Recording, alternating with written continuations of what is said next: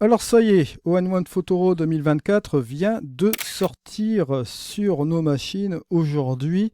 C'est définitif, on a la première version d'All-in-One Photoro 2024 et il se doit, comme à mon habitude, dès la sortie du logiciel, de vous faire un tutoriel de sortie. Je vous en avais fait préalablement sur la chaîne en vous décrivant certaines fonctionnalités et on va continuer dans le même chemin. Aujourd'hui, je vais vous montrer deux fonctionnalités qui vont vous être utiles dans All-in-One Photoro 2024.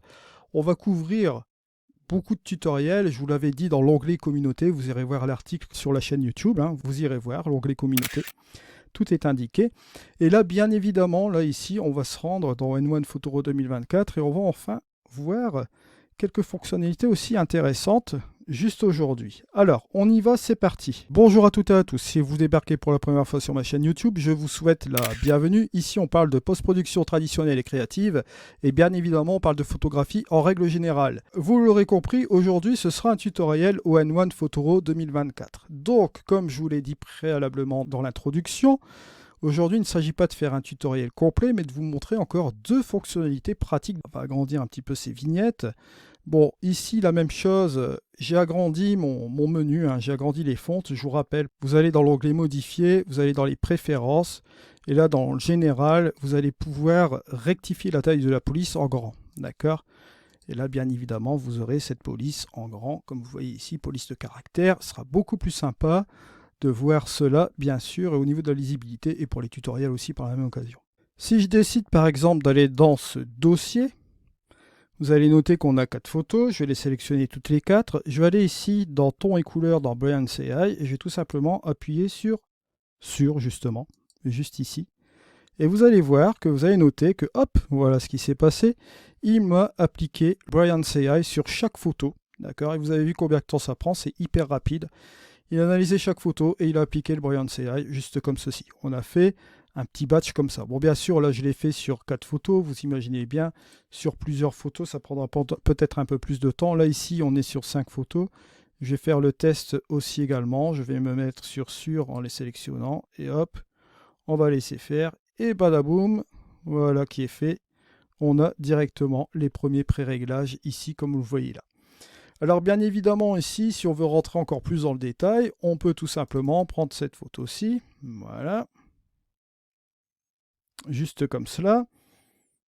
On peut faire la différence avant et après. Vous voyez ce qu'il m'a fait? Il m'a corrigé la dominante de couleur, il m'a appliqué la chose qu'il fallait au niveau de l'exposition. Comme c'était une photo en pleine journée, vous vous doutez bien que l'exposition était correcte, mais là ce qui s'est passé, c'est qu'il m'a rectifié forcément la couleur, la dominante de couleur qu'on avait là. Si je reviens en arrière, regardez, boum, je retrouve ici le problème de dominante de couleur un peu trop verte, et là il m'a rééquilibré un peu l'ensemble.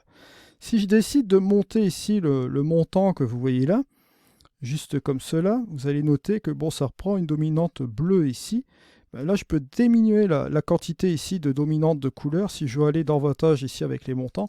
Mais là, bon, ce n'est pas significatif puisque on est déjà sur une photo qui est quand même bien exposée en pleine journée. Donc, on va laisser la quantité de couleur juste comme ceci. Mais vous voyez que, bon, déjà, le point de départ de base est super sympa. Et comme je vous l'avais expliqué déjà la dernière fois, on peut revenir sur le ciel. On peut encore ajuster encore davantage le ciel. Là, ici, l'eau, on peut encore un peu l'améliorer. On a un petit curseur d'amélioration de l'eau. On a bien évidemment les autres éléments si on souhaite les inclure dans la sélection. Et on va retrouver tous ces masques dans les ajustements locaux. Et je vous le rappelle, si vous voulez encore ajuster ces masques, vous avez la possibilité, là, cette fois-ci, d'utiliser le masquage dans All-in-One Photoro 2024. Vous avez cet onglet ici. Ils l'ont bien sûr simplifié avec la brosse de masquage. Mais là, si vous allez ici, sur ce menu-là, vous voyez réapparaître toutes les options de masquage manuel ou les autres aussi. Vous avez le masque dégradé, le pinceau Quick Mask, etc. Vous voyez le petit truc dégradé, vous voyez, vous pouvez l'employer ici sans aucun problème. Et vous voyez que là, par exemple, ici, bon, on peut utiliser le dégradé par la même occasion. On va retrouver cela là-dedans. Bon, vous voyez un petit peu le principe. J'appuie sur CTRL-Z pour venir un peu en arrière, bien sûr. Voilà, juste comme cela. Je vous rappelle, vous avez aussi également ici, je vais agrandir le petit truc là, l'historique, vous allez retrouver l'historique et vous pouvez aussi créer des instantanés. Ça, on les a vus dans les précédents tutoriels ON1 Photoro. Si vous voulez aller les voir, vous êtes libre de le faire aussi également, hein. C'est une autre interface. L'interface a changé dans la version 2024, mais dans les précédents tutoriels, les 2023, 2022, etc., vous allez retrouver quand même les mêmes fonctionnalités dans ON1 Photoro 2024, à part que là, vous verrez que c'est beaucoup plus optimisé. Et au niveau des performances, vous allez remarquer aussi un gain inouï. Bien que moi, je ne suis pas sur un GPU, je vous l'ai dit hier, mais vous voyez que cela ne me dérange pas pour utiliser ON1 Photoro 2024 sur un mini PC, sur un mini forum. Je vous en avais parlé déjà hier, vous irez voir le tutoriel d'hier, je vous en ai parlé davantage. Alors là, ici, on a donc cette possibilité-là, comme je vous l'ai montré juste maintenant, d'appliquer les masques, etc. Bon, appliquer des effets supplémentaires, ou pourquoi pas, si on le décide, on va appliquer un preset par intelligence artificielle ici par rapport à notre photo. Je vous rappelle, hein, c'est au niveau des pré-réglages. Si on revient ici un peu en arrière, vous allez juste là, vous avez notre petit conseiller qui est juste ici, notre petit conseiller amical, ON1 Team, et vous voyez qu'il nous fait une proposition par rapport à la photo, bien sûr. Vous noterez bien sûr les différents presets. Bon, là, on a différentes possibilités. Là, ici, il y a même du créatif. Vous voyez, on a rajouté une petite brume assez sympa. Vous voyez, on peut rajouter aussi de l'ambiance, là. On a celui-ci. On a également celui-là. À nous de trouver la quantité. Bon, celui-ci n'est pas trop mal, ça nous rajoutera encore un peu plus de couleurs, ça fait un peu plus vif au niveau de celle-ci. Bon, c'est un petit peu trop au niveau des bleus, bien évidemment, mais vous pouvez toujours retrouver ici ce curseur d'opacité qui vous permet, bien évidemment, de gérer le dosage. Comme vous voyez là, ça vous permet de jouer un petit peu sur la couleur comme cela. Et notez qu'en quelques minutes, on a déjà post-traité cette photo assez rapidement. Si on veut rajouter encore quelques petits effets, on peut toujours le faire en étant dans l'esprit créatif, bien sûr. Mais si on veut rester dans un développement classique en mettant un soupçon de changement de couleur, etc., on peut le faire aussi directement sur notre photo grâce à ces options-là. Alors, l'autre chose que je voulais vous montrer aussi aujourd'hui, le deuxième truc, puisqu'on va y aller en plusieurs épisodes sur ces tutoriels d'ON1, vous avez, bon, bien évidemment, ce petit truc qui va là. Bon, on retrouve nos deux dossiers d'albums. Si je reviens ici sur mon album numéro 2, par exemple, et que je me dis, bah tiens, je vais revenir ici en arrière, je peux le faire à l'aide de cette petite flèche, bien sûr. Alors vous allez me dire, bon, rien de très extraordinaire de revenir en arrière, mais vous allez le voir ici que dans le mode édition, parce que ça fonctionne aussi dans le mode édition, on va pouvoir l'utiliser, et vous avez aussi cette deuxième petite flèche qui vous permet d'aller sur vos albums. Là ici j'ai 2 albums, mais si j'avais plus d'albums, on pourrait s'y rendre aussi. Si je veux aller sur le premier, je peux le faire. Si je viens ici, que je veux aller directement sur le second, je peux le faire.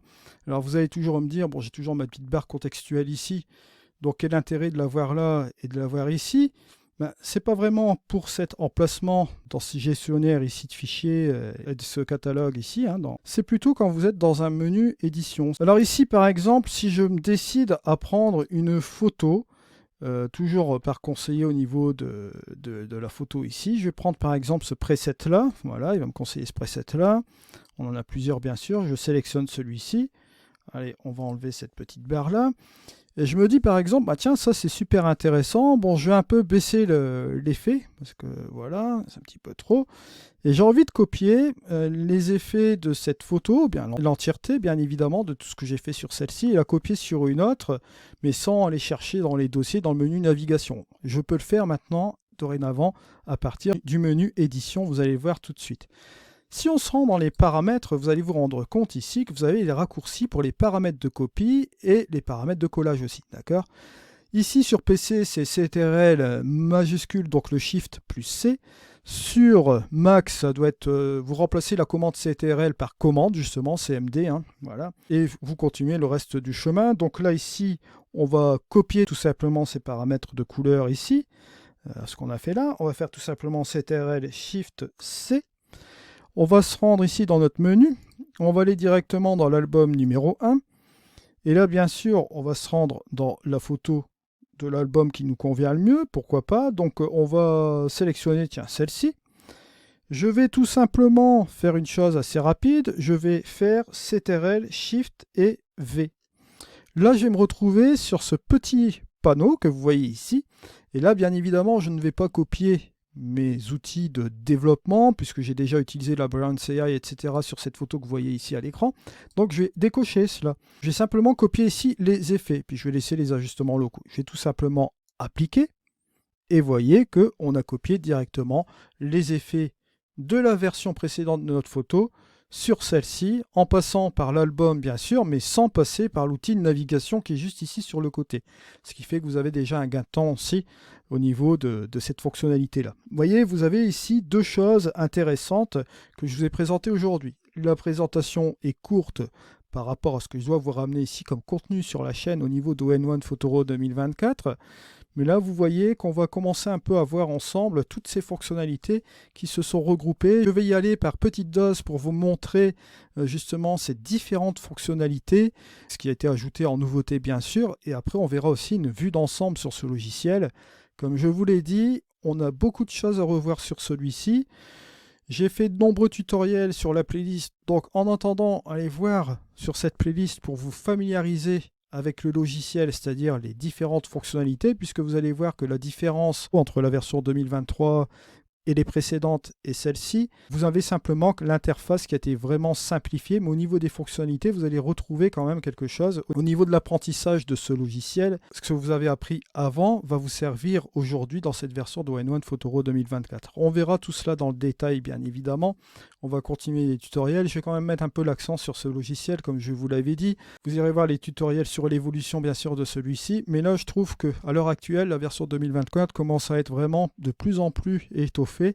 On commence à avoir de plus en plus de fonctionnalités. Déjà en 2022, je vous avais émis mon avis personnel sur ce logiciel.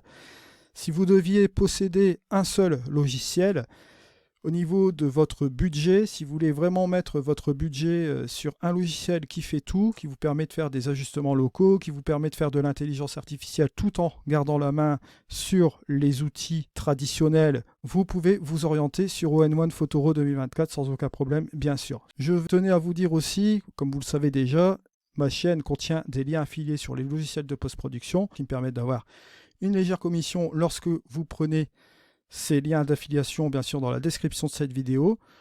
Vous avez la possibilité d'avoir une réduction supplémentaire grâce à mon coupon code si vous le souhaitez aussi également. Je mets tout cela dans la description de cette vidéo bien évidemment. Et si vous avez déjà la version d'ON1 Photoro 2024, n'hésitez pas à faire connaître à votre entourage qu'il y a des tutoriels sur ma chaîne YouTube concernant ce logiciel, puisque je vais en mettre quand même un petit paquet sur celui-ci cette année. Vous irez voir ce que j'ai mis dans l'onglet communauté. Pour rappel, ça va tourner autour de 3 logiciels cette année sur la chaîne de post-production, sur ma chaîne principalement, puis d'autres logiciels aussi également qui vont venir aléatoirement se greffer sur ma chaîne aussi bien sûr. Tout cela étant dit, je vous remercie en tout cas de m'avoir suivi. On se retrouve dans une prochaine vidéo. C'était Eddy. Allez, au revoir.